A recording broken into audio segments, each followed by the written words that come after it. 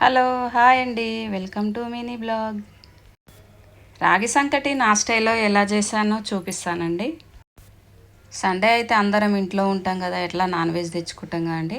రాగి సంకటిలోకి non veg అయితే చాలా బాగుంటుందండి. వీక్లీ వన్స్ తినండి, హెల్త్ బాగుంటుంది. 1 కప్పు రాగి పిండి, 1 కప్పు రైస్ అండి. ఆ 2 కప్పులకి 4 కప్పులు నీళ్ళు పోసి గిన్నెలో వేడి చేసుకోవాలండి. అందులో కొంచెం సాల్ట్ వేసుకోవాలి. నీళ్ళు బాగా మరిగిన తర్వాత బియ్యం వేయాలండి. బియ్యం వేసి స్లో మంట మీదనే మనం స్టవ్ని పెట్టుకోవాలండి.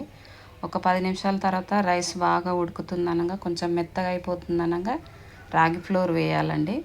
రాగి పిండి వేసి కలపకుండా అలాగే మూత పెట్టేసేయాలండి. ఆ ఆవిరికి వాటర్ అన్నీ బయటకు వచ్చేసి పిండి బాగా ఉడికిపోతుందండి. తర్వాత ఇలా కలుపుకోవాలండి. బాగా దగ్గరికి అయినాక మూత పెట్టేసి ఒక 10 నిమిషాలు అలా వదిలేయాలండి. స్టవ్ ఆఫ్ చేసేసి కొంచెం చల్లగా అయిన తర్వాత దించేసుకోవాలండి. ఇలా బౌల్లో పెట్టేసుకొని మనం ప్లేట్లో పెట్టేసుకోవాలండి. అలా రాగి ముద్ద మీద నెయ్యి వేసుకొని కర్రీ వేసుకోవాలండి. చాలా అంటే చాలా బాగుంటుంది. ఫస్ట్ అయితే మా పిల్లలు తింటారో తినరో అనుకున్నానండి, కానీ చాలా ఇష్టపడి తింటున్నారండి. ఇది సెకండ్ టైం వాళ్ళే ఇష్టపడి చేయించుకున్నారు.